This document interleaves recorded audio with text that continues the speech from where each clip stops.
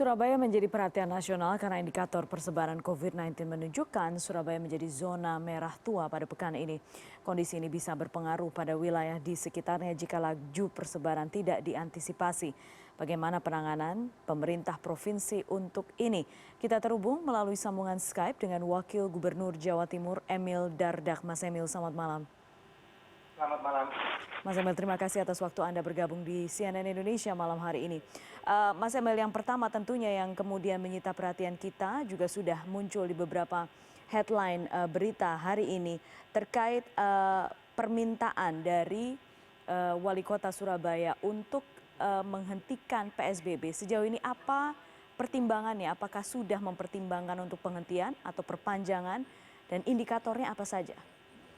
Kami memahami bahwa yang ada di dalam pertimbangan kepala daerah di Surabaya Raya, termasuk Ibu Risma, itu sebenarnya bukan menghentikan pembatasan, tetapi bahwa setelah dicermati selama melaksanakan PSBB untuk 3 periode, bahwa titik-titik yang rawan dan sumber-sumber yang berpotensi menimbulkan kerumunan atau penyebaran COVID itu akan tetap dijaga. Ini yang kami tangkap sejauh ini. Namun demikian, pada saat yang sama, Pak Sekda beserta perwakilan dari Forkopimda, dari Pak Kasdam, kemudian Pak Wakapolda, sedang melakukan diskusi dengan tim ketiga pemerintahan daerah di Surabaya Raya untuk bisa mencermati betul apa rencananya yang akan dilaksanakan di ujung PSBB tahap 3 ini. Mas Emil, kalau tadi ada informasi yang kami sampaikan dari BIN mengatakan kondisi yang saat ini terjadi di kota Surabaya masih terus muncul kasus-kasus baru dan cukup tinggi juga angkanya. Itu juga salah satunya disebabkan oleh kepatuhan warga Surabaya atau warga Jawa Timur pada umumnya, Surabaya khususnya, terkait dengan protokol kesehatan. Anda sepakat dengan ini atau tidak? Dan kalau misalnya iya, mana yang harus diketatkan protokolnya? Ya, semua daerah saya yakini masih punya tugas dalam meningkatkan kedisiplinan warganya masing-masing dalam meningkatkan kesadaran. Selain kedisiplinan, sebenarnya kesadaran. Karena kita ini kan menolong diri kita sendiri. Kita menjaga diri kita sendiri sambil kita menjaga orang-orang yang kita sayangi di sekeliling kita. Oleh karena itu, tentunya upaya untuk meningkatkan kesadaran hidup dengan protokol kesehatan ini adalah sesuatu yang bahkan tidak berhenti hanya dengan merubah status PSBB. Oke. Ketakutan yang sama sebenarnya juga disampaikan oleh WHO ketika dunia beramai-ramai berlomba-lomba untuk menerapkan new normal. Yang paling sulit adalah edukasi dan sosialisasi. Sebenarnya ini kemudian bisa dicapai dalam tahapan PSBB, menumbuhkan kesadaran orang. Apakah itu saat ini sudah dicapai oleh Surabaya atau Surabaya masih merasa masih perlu waktu untuk memberikan edukasi yang betul dan kemudian memastikan semua warga menaati itu? Ya, sebagaimana saya sampaikan bahwa untuk Jawa Timur, untuk 38 kabupaten kota, ya ada 38 total. Sebagai contoh yang hari ini naik di berita adalah Kota Malang, yang mana baru dilaksanakan evaluasi 2 malam yang lalu kalau tidak salah, di mana dari evaluasi tersebut bahkan masa transisi diperpanjang karena dilihat masih ada PR terkait meningkatkan kesadaran warga, kesadaran pelaku usaha dalam melaksanakan prinsip-prinsip protokol kesehatan di kegiatan keseharian. Dan ini dibantu oleh TNI dan Polri, di mana memang kita harus memastikan ini bukan berlomba-lomba untuk segera menerapkan new normal. Kecepatan bukan kata kuncinya, kehati-hatian adalah kata kuncinya. Kehati-hatian Anda katakan menjadi kata kunci. Apakah itu juga menjadi pertimbangan utama langkah yang akan dilakukan terkait PSBB di wilayah Surabaya? Ya, mohon izin bahwa tentunya yang menjadi hal utama bagi kita adalah kepastian protokol kesehatan bisa diterapkan dan dikawal dalam penerapannya. Artinya pada malam ini kami meyakini perwakilan dari pemerintah Kota Surabaya, Kabupaten Sidoarjo dan Kabupaten Gresik harus bisa meyakinkan kepada Forkopimda di tingkat provinsi juga, artinya termasuk Kapolresnya harus berbicara dengan Kapolda dan Dimnya dengan Pangdam, melihat dan menilai dengan jujur apakah protokol-protokol yang penting itu akan tetap dilanjutkan. Mas Emil, seberapa terbuka sebenarnya pemerintah Provinsi Surabaya untuk evaluasi tahapan? Misalnya kalau misalnya sekarang dari PSBB, kemudian rencananya akan ada transisi, kemudian apakah nanti jika dievaluasi harus kemudian melakukan PSBB lagi? Seberapa evaluasi tahapan ini dilakukan sejauh ini oleh Pemprov? Ya, sekali lagi evaluasi kita selalu terbuka. Tetapi mohon maaf, halo? Iya, masih tersambung. Masih tersambung, Mas Emil melalui telepon, Skype-nya terputus. Ya, apa bisa diulang lagi? Ya, tahapan evaluasi yang dilakukan. Kalau misalnya sekarang kita lihat, katakan Inggris misalnya. Inggris beberapa waktu lalu, 3 minggu yang lalu sudah membuka sekolah, tapi saat ini akhirnya menutup lagi sekolah karena ada bahaya-bahaya yang masih mengintai di luar sana. Bagaimana dengan Pemprov Jawa Timur untuk tahapan evaluasinya? Sekarang PSBB, apakah kemudian akan ada transisi, evaluasinya kemudian seperti apa? Baik, suara saya bisa masuk ya?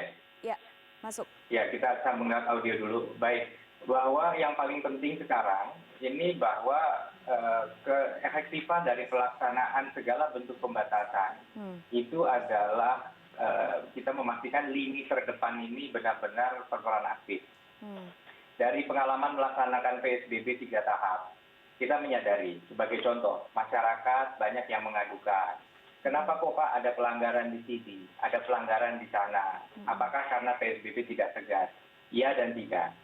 Artinya ya selalu ada PR bagi kami sebagai aparatur publik untuk meningkatkan efektivitas kerja kami. Tetapi di sisi lain juga kita coba ambil analogi. Ya. Waktu kami menanyakan kepada Polda mengenai PSBB tahap 1. Di PSBB tahap 1 ada berapa penertiban, ada berapa penindakan. Ternyata sudah ada sekitar hampir 15.000 penindakan. Artinya ini bukan angka yang sangat kecil, ini angka yang cukup signifikan. Nah, tetapi kenapa masih ada pelanggaran? Kita gunakan analogi, apakah kita masih melihat di keseharian kita pengendara motor tidak memakai helm misalnya? Nah, kenapa masih ada? Dan kenapa tidak ditilang? Karena mungkin belum ketemu polisi. Begitu ketemu polisi, pasti ditilang. Nah, inilah yang ingin kami sampaikan bahwa kalau kita mengandalkan aparatur saja untuk memastikan zero violation atau nol pelanggaran, ini berat. Itulah sebabnya di PSBB tahap 3 strateginya agak dirubah. Kita mencoba meningkatkan peran dari lingkungan setempat. Di Malang mungkin diistilahkan Kampung Tangguh, kemudian di Sidoarjo disebut sebagai juga Kampung Tangguh, di Surabaya disebutnya sebagai RW Tangguh Wanijogo Surabaya.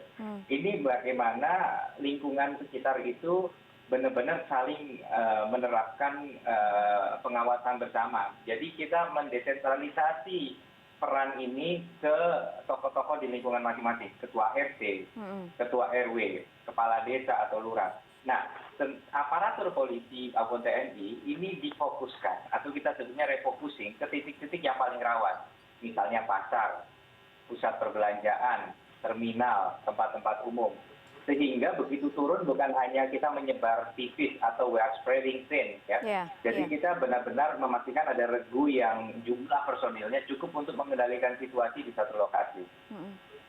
Oke, Mas Emil, kalau misalnya dilihat sekarang dari angka 1 sampai 10, misalnya ada kondisi yang semakin terdesak bahwa Jawa Timur atau Surabaya, Sidoarjo, dan Gresik itu harus segera beralih, segera menuju transisi mungkin keterdesakan ekonomi, seberapa siap sebenarnya? Dari skor 1 sampai 10, Anda lihat kesiapan dari warga, aparat, semuanya untuk menjalankan protokol yang ketat.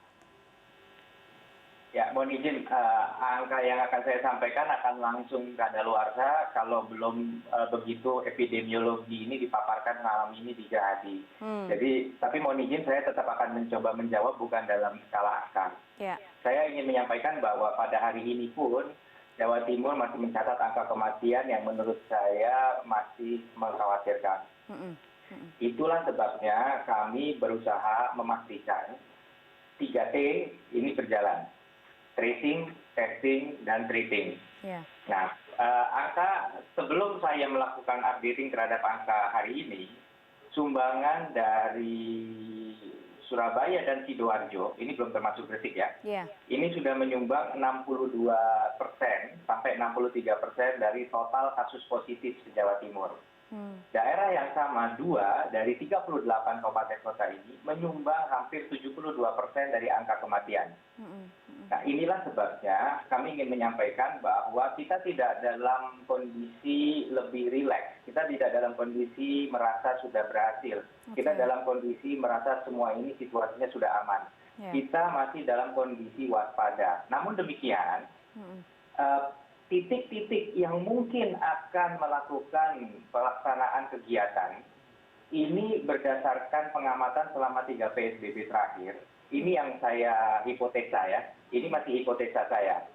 Karena berdasarkan diskusi-diskusi secara langsung maupun tidak langsung dengan berbagai elemen termasuk dari pemerintah kota kabupaten, mereka melihat sumber-sumber yang lebih rawan itu bukan titik-titik yang mungkin akan mendapatkan kesempatan untuk melaksanakan proses transisi tadi.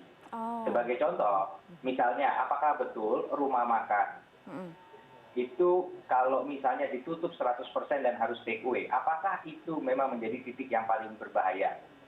Hipotesanya dari pemerintah kabupaten dan kota, ada titik-titik lain yang lebih rawan dibandingkan itu. Namun demikian, namanya transisi, artinya kita punya kesiapan untuk menekan panic button. Artinya begitu kita melihat bahwa terjadi kerumunan di titik tertentu, terjadi potensi pelanggaran, maka aparatur di tingkat lokal ini harus segera melakukan langkah untuk stop. Ibaratnya kalau pabrik itu punya conveyor belt, harus ada sistem untuk mematikan conveyor belt seketika. Ya, dan itu saat ini sedang jadi sekarang masih begitu banyak hal yang dipertimbangkan, terutama sekali angka-angka data dan fakta di lapangan yang terus dikumpulkan oleh Pemprov Surabaya. Begitu ya Mas Emil ya?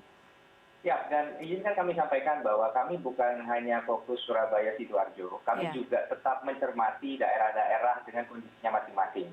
Karena walaupun 2 daerah ini menyumbang angka yang sangat signifikan, bahkan kematiannya lebih tinggi lagi daripada kontribusi kasusnya. Tetapi kami sebagai contoh Ibu Gubernur berangkat ke Tulungagung dan Kediri bersama dengan Forkopimda, Pangdam dan Kapolda melakukan kegiatan COVID Hunter, melakukan rapid test yang diutamakan kepada orang-orang yang terdata sebagai OTG, ODP, untuk kemudian langsung mengutamakan mereka mengikuti tes swab sehingga bisa ada penanganan. Artinya apa? Bahwa walaupun kita juga memang khawatir dengan 2 wilayah ini, tapi kami mengatakan bahwa terhadap seluruh Jawa Timur, kami melakukan pencermatan satu persatu dan tetap melakukan langkah-langkah. Oke, baik. Baik Mas Emil, terima kasih atas waktu Anda berbincang malam hari ini. Terima kasih. Di Prime News kami tunggu informasi data terbaru yang akan dipaparkan malam nanti. Terima kasih Mas Emil.